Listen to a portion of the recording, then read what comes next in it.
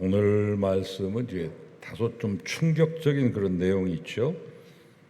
예배를 드리다가 한 사람이 창밖으로 떨어져서 죽었다. 그런데 다행인 것은 다시 살아났다. 해피엔딩으로 끝나고 있는데, 예배를 드리다 사람이 죽으면 어떻게 될까요? 난리 나죠. 아수라장이 될 텐데. 굳이 이 이야기를 성경에 넣지 않아도 될 텐데 왜 사도행전 20장에 이러한 기록이 있는 것일까? 예배의 경건성을 가르치려고 하는 의도가 있습니다.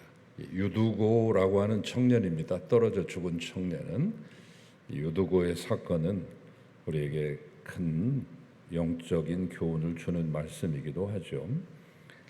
자, 그럼 본문 말씀을 이해하시려고 하면 그 당시 사회 전반적인 것들을 종합적이고 입체적이고 다각적으로 여러분 분석해서 들어가야 되는데, 오늘 이 말씀은 그 당시를 우리가 유추해 볼 수 있는 좋은 시금석과 같은 자료가 돼요.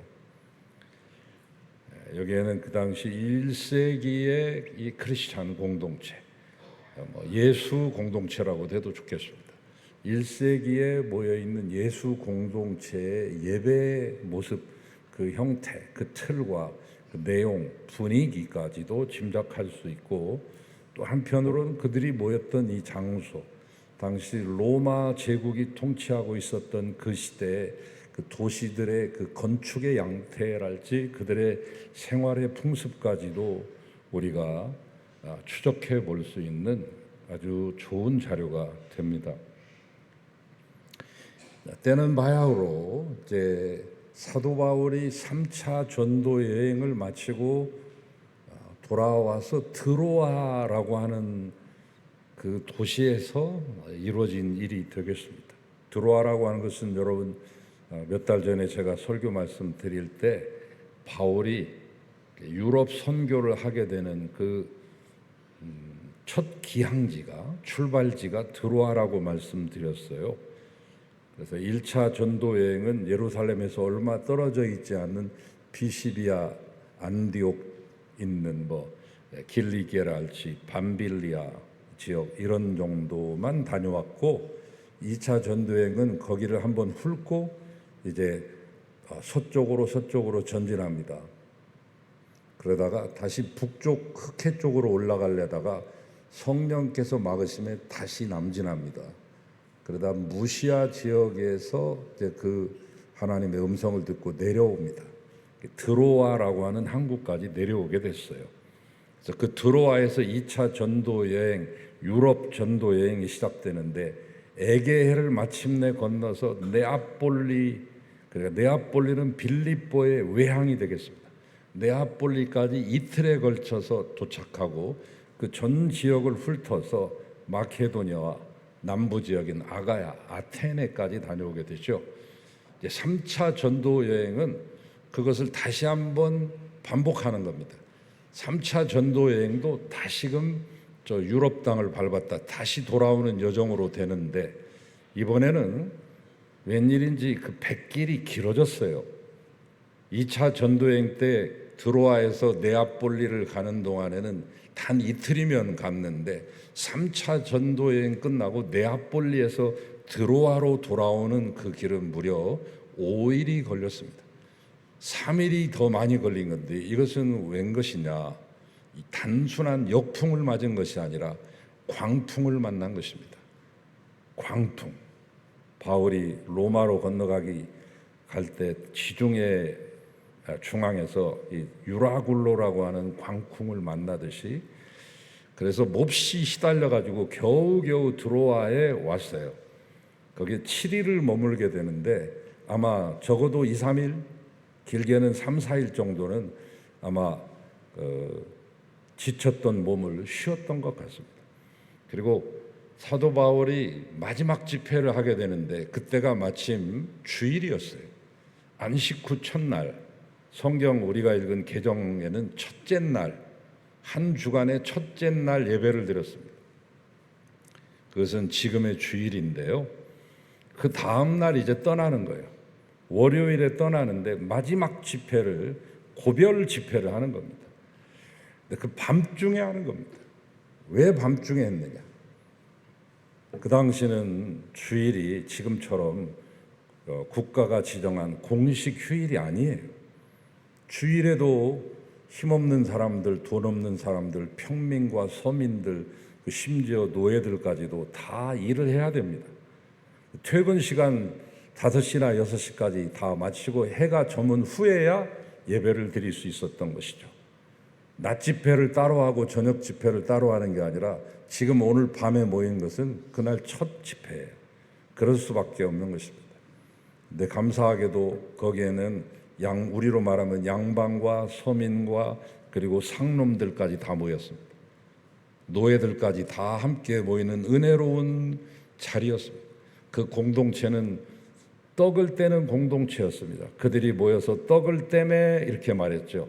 떡을 뗀다고 하는 것은 그들의 예배의 형태를 짐작해 볼 수 있는 단어인데 거기에서 매번 그들은 모일 때마다 떡을 뗐습니다. 성만찬을 함께 나누는 친교의 공동체, 교제의 공동체. 그래서 그들을 가리켜 코이노니아라고 이렇게 말해요. 코이노니아 공동체. 떡을 떼는. 우리처럼 이렇게 다 앉아가지고 쭉 일렬로 쭉 서서 한쪽만 바라보는 게 아니라 말씀을 전하는 사람이 중앙에 있고 빙 둘러서 자유롭게 앉아서 함께 떡을 떼는 공동체가 되었습니다. 근데 그들이 모여있던 곳은 3층이라고 그랬어요. 우리가 말하는 걸 우리가 여기 1층 뭐 저기 중위층 오페라 하우스처럼 더 높이 있는 걸 3층 이런 형태 집회가 아니라 그냥 방이에요. 방. 그 방인데 그 방이 3층에 있었다라고 말합니다. 이것을 알려면 로마 시대 때 그 건축 구조를 알아야 되는데 로마 제국에 속해 있는 도시의 건축은 크게 두 개로 나눌 수 있습니다. 하나는 도무스, 또 하나는 인슐라. 도무스는 우리 알기 쉽게 말하면 단독주택이에요. 비교적 좀 여유 있는 사람들이 사는 곳이에요. 인슐라는 뭐냐면 섬이라고 하는 뜻인데 지금으로 말하면 공동주택이에요. 아파트라고나 할까. 우리나라의 아파트 제일 빠른 게 1930년에 만든 이 삼국 아파트인데 미쿠니 아파트라고 그래서 삼국상회, 연탄 팔아먹는 삼국상회가 있었는데 그 직원들을 위한 관사예요. 1930년에 만들어진 최신식 근대식 아파트라고 보시면 됩니다. 지금 보면 뭐 아파트라고 할 것도 별로 없습니다만은 그 당시로는 획기적인 건물이죠. 공동주택이니까. 그 뒤로 8년 뒤에 여러분 잘 아시는 충정 아파트, 도요다라고 하는 일본 건축가가 르꼬르비지의 그 세계적인 건축학자의 그 구조를 본따 가지고 아파트 형식으로 우리나라에 지은 거예요. 1937년인데 그 이전에도 31년에서 37년 사이에 대여섯 개가 또 계속 지어졌어요. 아직도 그 건물이 보존되고 남아 있습니다. 그 아파트 맨 나중에 37년에 진 아파트는 충정 아파트입니다. 충장로에 있습니다. 미쿠니 아파트는 지금 퇴계로에 있는데 여러분 100년도 안 된 그 아파트 역사지만 우리는 놀래잖아요. 그러나 여러분 놀랄 놀자는 2000년 전에 이미 로마에 이런 아파트들이 즐비하게 있었다고 하는 것이죠. 지금처럼 뭐 20층, 30층이 아니라 아우구스투스 황제가 너무 높이 지면 이 하중에 의해서 무너지고 지진에 의해서 붕괴될 수 있기 때문에 20m 이하로만 지어라 해서 3층 내지 5층, 많이는 5층 내지 6층 짓습니다만 대부분 3층, 높이 지어봐야 4층입니다. 바로 오늘 이 유두고라고 하는 청년이 떨어진 바로 그 3층짜리 집, 지금으로 말하면 빌라라고 생각하시면 돼요. 3층짜리 집에 그 3층 창문에 걸터 앉아서 떨어져 죽었는데 인슐라 아파트 그 구조를 생각하시면 됩니다. 그리고 또 하나 생각하셔야 될 건 조명. 그 당시 조명은 올리브 기름으로 등잔 수십 개를 여것저것에서 놨습니다. 3층에 사는 사람은 가난한 사람이 사는 거예요. 1층은 평민들이나 법관이나 변호사나 의사들이나 명망이 있는 사람들, 상하수 수도관이 늘 왔다 갔다 하고 출입이 용이한 1층을 주로 선호했습니다. 그게 비싸죠. 2층은 1층보다 못하고 3층은 2층보다 훨씬 싸고 하기 때문에 가난한 서민이나 노예들은 3층, 4층에 사는 거죠. 3층에 모였고 거기에 핀 이 올리브 등불도 최하급 기름을 켜니까 그름이 많아요. 이 그름이 방 안에 가득하게 되면 이제 탄소가 생기잖아요. 산소가 줄어들고 메스꺼움 현상과 답답함이 있는데 창문 쪽이 또 선호하는 곳이 되겠죠. 그리고 뜨거운 공기, 대류의 이 원리로 인해서 뜨거운 공기가 위쪽으로 올라가게 되는데 창문에 또 걸쳐 앉으면 졸음도 제일 먼저 오는 자리인 것입니다. 여러분 그 광경을 쭉 생각하시면서 오늘 이 말씀을 그런 관점에서 1세기 예배는 어떤가, 로마 시대의 건축 양식은 어떤가, 그 당시에 어떤 장소에 모였는가, 그 당시의 분위기는 어떠한가, 이런 것들을 종합적으로 여러분이 생각하고 이 말씀을 읽어야 유두고라고 하는 이 청년이 왜 창가로 갔으며 거기서 떨어졌는가 하는 것을 여러분이 심도 깊게 잘 살피실 수 있는데 뭐 이쯤 하고요. 근데 그날따라 사도 바울의 설교가 길어요. 사도 바울은 말을 잘하는 분이 아니에요. 말을 못하면 생김새라도 매력적으로 생겨야 되는데 머리는 털이 하나도 없으시고 눈썹은 그 일자 눈썹인데다가 코는 매부리 코고 유대인들의 전형적인 형태가 매부리 코거든요. 그리고 다리는 안짱다리고 가끔 쓰러지셔서 간질도 하시고, 그러니까 인간적인 외향의 그 매력적인 요소는 거의 지니지 못하신 분인데 말씀도 내가 글에는 능하나 말에는 졸하다고 본인 자신을 소개했잖아요. 글은 기가 막히게 쓰는데 말은 떠듬떠듬하고 잘 이어가지도 못하고 그가 가진 실력에 비해서 되로 말을 가지고 있는데 되로 푸는 사람이, 되를 가지고 있는데 말로 푸는 사람이 있는가 하면 그는 말을 가지고 있는데 되로밖에 못 푸는 분인데, 그럼 어떻게 그 긴 시간 동안을 밤새서 말씀을 전했을까? 토론식 강론이었어요. 토론식 설교였다고요. 오늘 그가 강론했다라고 하는 말은 디엘 레게토라고 하는 말인데 토론식으로 했다는 거예요. 한마디 하고 뭐 질문 있으면 말씀하시죠. 그렇게 해서 질문 받고 또 거기에 대한 말씀을 덧붙이시고 하다 보니까 이게 눈덩이처럼 불어나서 밤을 새우는 그런 길이에 이르게 되는데, 여러분 길게 얘기해서 좋아할 사람은 별로 없습니다. 학생들이 제일 싫어하는 분들이 죄송합니다만 교장 선생님 아니에요? 밖에 나와가지고 마지막으로 교장 선생님 훈화가 있겠습니다 하고 끝나는 줄 아는데 마지막으로 한마디만 더 끝으로다가 그래서 몇십 분을 더 끌고 가시는 분이 있는데, 교인들이 제일 싫어하는 목사는 누구냐면 축사하러 나왔다가 설교 한 번 더 하고 가시는 목사님.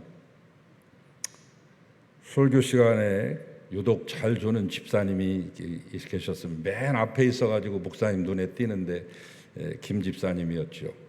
그날도 여김없이 주니까 이 집사님 그 옆에 있는 김 집사님 좀 잡아서 흔들어 깨우세요. 그러니까 이 집사님이 속으로만 했겠죠. 목사님 안 들은 년에 속으로 그렇게 말했습니다. 지가 재워놓고 나보고 깨우라고네. 여러분 제가 3시간 동안 설교하면 여러분 우리 교회 출석에 영향이 있겠죠? 다음 주부터 제가 3시간 동안 설교합니다 하면 안 나오는 분들이 절반 이상은 넘을 겁니다. 오늘 바울의 설교가 너무 길어져서 결국 사고가 났는데 듣는 사람과 말하는 사람의 차이점이 분명히 있습니다. 그게 뭐냐면 말하는 사람은 시간 조절이 잘 안 돼요. 더 많은 것을 알기고 싶은 마음이 있어요. 몰입하고 흥분하면 자제가 안 돼요. 바울은 지금 이날 밤 지나면 이 드로아 성도 들어가는 오늘이 마지막이구나라고 생각하니까 얼마나 더 애틋한 마음, 애절한 마음을 가지고 그들에게 전해주고 싶었겠습니까? 또 이 교인들도 이제 이 양반 오늘 가면 언제 볼지 모르는데 그 양반을 더 붙들고 싶은 마음도 있겠습니다만 바울은 지금 조절이 안 돼요. 마지막이니까. 영적인 의미로 생각하면 오늘 유두고 청년이 사실은 청년이라고 하는데 청년의 헬라어를 제가 찾아보니까 20세 이상의 청년이 아니더라고요. 청소년이야. 8살부터 14살에게 붙이는 호칭을 붙였더라고요. 한결같이 우리가 청년 하니까 20, 30대 청년인 줄 아는데 중고등부 학생이에요. 아마 그 드로아 교회 고등부 학생회장이었는지도 모릅니다. 얼마나 기특합니까? 그 졸음 오는 그 시간. 이 아이도 지금 노예인데 유두고라고 하는 이름은 노예들 가운데 특별히 남자에게 가장 많이 붙였던 말이 유티쿠스, 다행, 요행, 행운이라는 말이에요. 그 당시 노예들에게 붙여진 이름 중에 가장 흔한 이름을 가진 이 어린 청소년 유두고, 그날도 노예이기 때문에 주인님 집에서 열심히 일하고 지금 퇴근해서 와서 예배 드리려고 그 자리에 앉아있기만 한 것도 얼마나 감사하고 기특한 일입니까?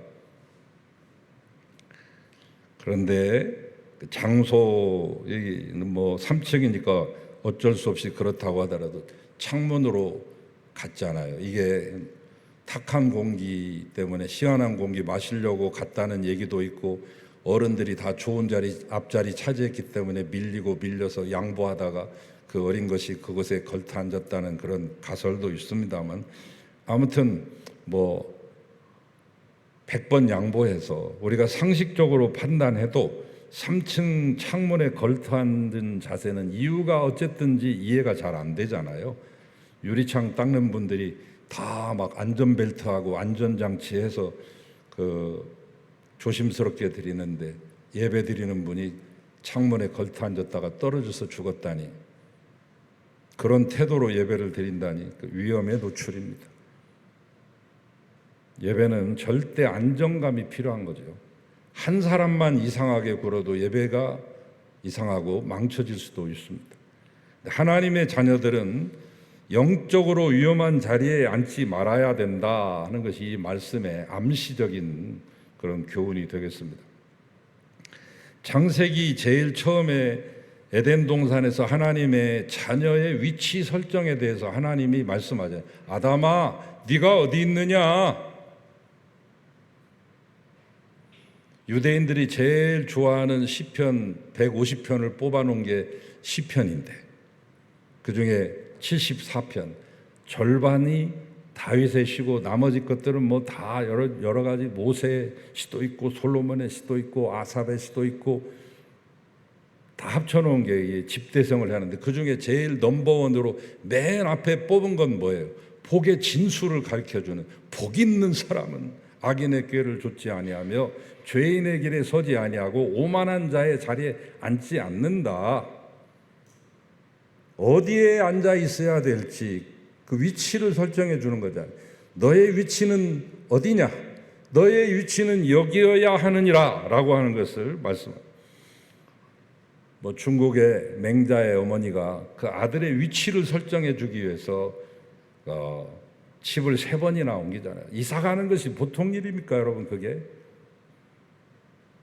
이 아들의 바른 자리를 위해서 옮기잖아요. 정몽주 어머님이 1392년에 이성계가 아파서 누워있을 때 정몽주가 문병을 간다고 그래요.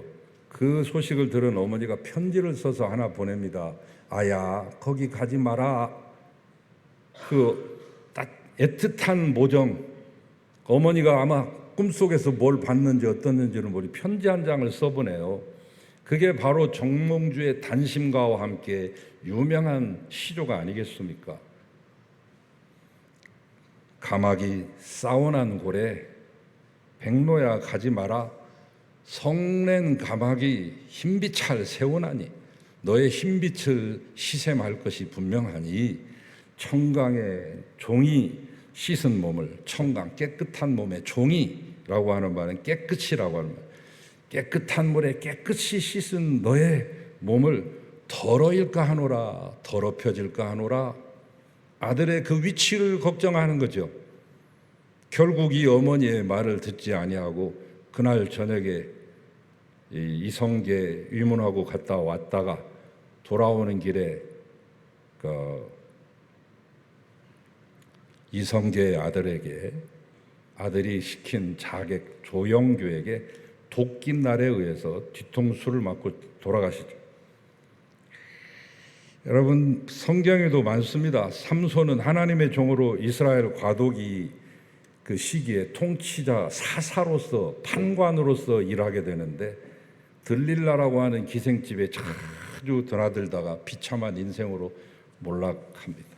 사사의 위치에 있어야 되는데 술집을 드나드는 그 자리에 가 있었습니다. 성경은 말씀합니다. 위험하다고 판단되는 자리는 피하라고.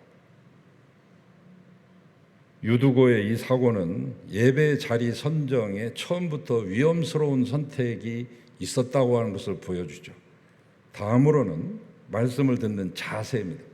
자리도 문제지만 자세도 문제예요. 창가에 결투하는 그 자체부터가 겸손해 보이질 않죠. 어쩔 수 없이 그 자리에 앉았다 하더라도, 여기 걸터 앉았다고 하는 말은 아주 정중하게 앉았다고 하는 자세를 말하지는 않습니다. 걸터 앉아 있어서 이쪽도 걸치고 저쪽도 걸친 자리에서 무슨 은혜를 받고 집중할 수 있겠습니까? 걸터 앉아 있는 그 자리는 또 다른 인슐라가 보이는 곳이에요. 이쪽 아파트에 바로 인접해서, 도시는 땅덩어리가 없기 때문에 따닥따닥 붙였습니다. 거의 다 붙어 있는 거예요. 유럽식의 그 건축도 가보면 거의 담이 없이 그냥 벽 하나가 바로 이웃집으로 돼 있잖아요. 또 다른 인슐라가 창밖으로 보입니다. 같은 장소, 같은 시간, 같은 말씀을 동시에 들어도 자리에 따라 차이 나는데 창문에 위험스럽게 걸터 앉은 자세로서 말씀의 은혜를 얼마나 받을 수 있었겠습니까? 여러분, 하나님과 인간의 가장 훌륭한 만남이 이루어지는 방법이 예배입니다. 그래서 기독교는 예배의 모범을 그렇게 중요시하는 것이죠. 예배에 충실하지 않으면 교회는 오나만합니다. 기독교는 없어지게 되어 있습니다. 왜 중세기의 교회들이 그리 내리막길로 치달았는가? 교회들이 몰락할 수밖에 없었는가? 예배의 모범이 잘못되었기 때문에. 말씀 설교하는 시간을 거의 없애버리고 알아듣지도 못하는 라틴어로 몇 마디 짓거리다가 예배 끝! 하고 갔습니다. 찬양도 라틴어로 다 했어요. 영국 사람들, 독일 사람들, 문맹들이 많은 그 나라 그 시대에 못 알아듣는 공부만 학자들의 전용 언어였던 라틴어로 설교하고 라틴어로 노래했습니다. 끼리엘레이션, 뭐 상투스, 뭐 베네딕투스, 아니우스 데이 이렇게 하면서, 거기에 반대해서 위클리프가 몸을 던져서 영어로 번역했잖아요. 라틴어를. 그랬더니 불태워서 죽였잖아요. 부관 참시했잖아요. 윌리엄 틴데일이 또 영어로 또 번역하니까 이 사람도 가만두지 못하고 죽입니다. 교황청에서. 루터도 독일어로 자국어로 번역해서 내 나라 내 백성들이 내 말로 읽어서 모두가 은혜 받게 하겠다는데 그 꼴을 보지 못하고 파문을 시키고 잡아 죽이려고 수배령을 내리죠. 그래서 개신교가 종교개혁을 일으킨 거 아닙니까? 여러분, 그 당시 예배를 보면 가관이에요. 설교라고 해봐야 몇 마디 하지도 않고 라틴어로 알아듣지도 못하는 말하고 칸막이를 여기 하나 세워놓고 뒤에 감시를 만들어서 거기서 뭐 꺼냈다 들어왔다 나갔다, 예수님의 몸이다 뭐 피다 하면서 자기들끼리 하고 마시고 알지도 못하는 말로 샬라샬라 하다가 예배 끝 돌아가십시오. 앉아있는 청중들이 뭔 죄입니까? 얼마나 지루하겠습니까? 교회가 타락하고 추락할 수밖에 없게끔 예전을 집행했다 이 말이에요. 걸터 앉은 자세로는 절대로 하나님 못 만납니다. 그러므로 우리는 우리의 신앙생활을 잘 생각하셔야 됩니다. 우리 문화생활 즐기는 액세서리 정도로 걸터 앉아 있으면 신앙생활 하나만 하죠.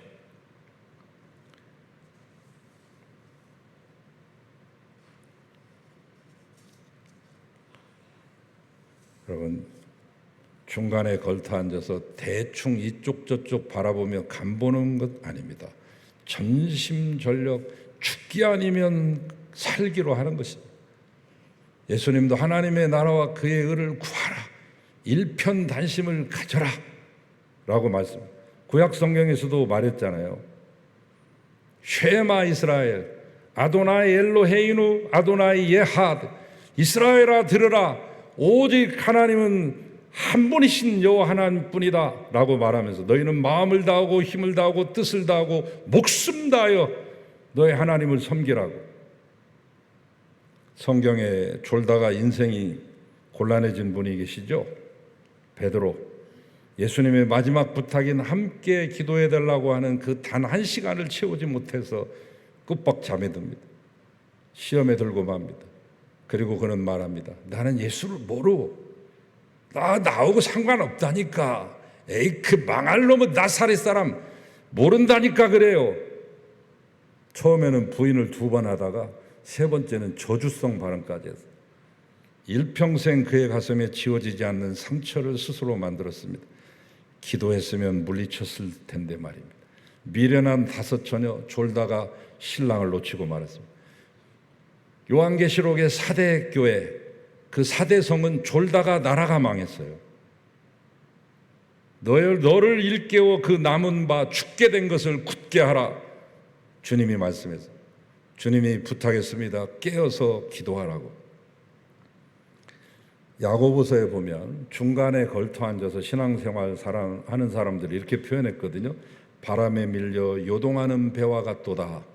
바람이 이쪽으로 불면 이쪽으로 갔다가 바람이 저쪽으로 불면 저쪽으로 밀려가는 이런 사람은 죽게 얻기를 희망하지 마라. 결국 이 청년 때문에 예배는 중단되었고 아수라장이 되었고 온 교회의 걱정거리가 되었습니다. 어떤 사람은 이 청년이 가짜로 죽은 것이라고 말하는데 죽었는지라 그래서 이 말을 쓴 사람이 누구예요?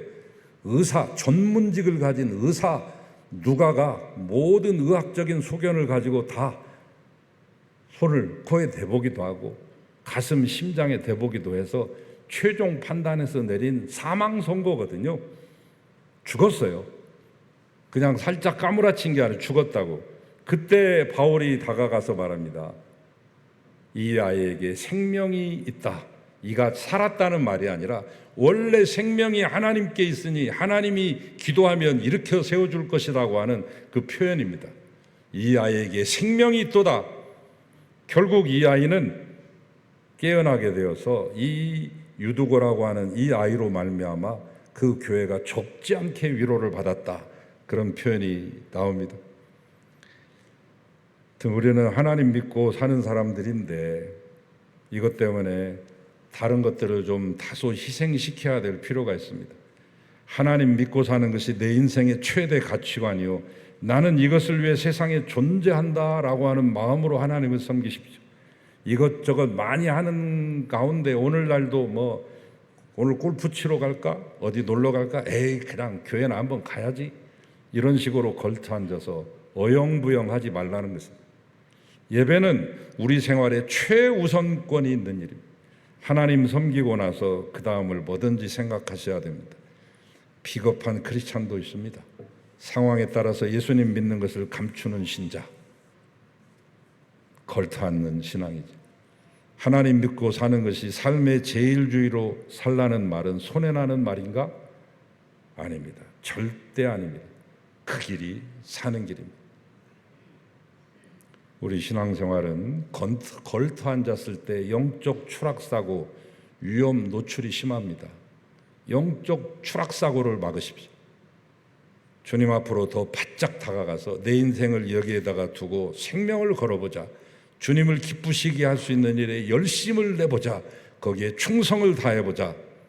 손해가 나는지 안 나는지 직접 해보십시오. 해보신 다음에 말씀하십시오. 제일 첫째로 예배에 충실하시기 바랍니다. 주일 예배만 딸랑 드리지 마시고 수요일에도 수요 성서 연구를 한번 들어봐야지. 일주일에 한 번이니까 새벽 예배도 한번 드려보시고요. 내가 드리고 있는 것에 하나씩만 좀 더해보세요. 내가 평생 새벽 기도 안 하는데 일주일에 한 번이라도 드려볼까? 아니, 한 번 월삭 한 달에 한 번이라도 드려봐야지. 구역 식구들 모임이 있으면 우리 교회 모든 교인들의 형편과 처지를 한번 알아봐야지. 새로운 분이 누구 있다는데 새 교우하고 사귀어봐야지 하는 마음으로 구역 예배도 찾아가 보세요. 절대 손해 안 납니다. 예배 드리기 위한 희생은 하나님이 축복으로 채우십니다. 이것은 저의 일생을 통해 제가 얻은 저의 간증이고 경험을 여러분에게 말씀드립니다. 저희 5대째 믿어오는 저희 가문의 그 경험을 통해서 여러분에게 말씀드립니다. 제가 어림잡아서 하는 말이 아니라 제가 겪었던 것을 통해서 여러분에게 말씀드립니다. 예배를 드리기 위한 희생은 반드시 하나님이 축복으로 채우십니다. 부디 예배에 성공하셔서 성공하는 인생이 되시기를 주님의 이름으로 축원합니다. 주님, 우리의 인생이 그러한 삶이 될 수 있도록 인도하여 주시옵소서. 걸터 앉는 신앙인이 아니라 하나님 온전히 마음을 다하는 일편단심의 귀한 마음 되게 하시고 하나님을 기쁘시게 하는 신령과 진정의 예배 드리다가 주의 품에 안기게 하시며 하늘나라에서 영원토록 참된 예배 드리게 하소서. 예수 그리스도 이름으로 기도하나이다. 아멘.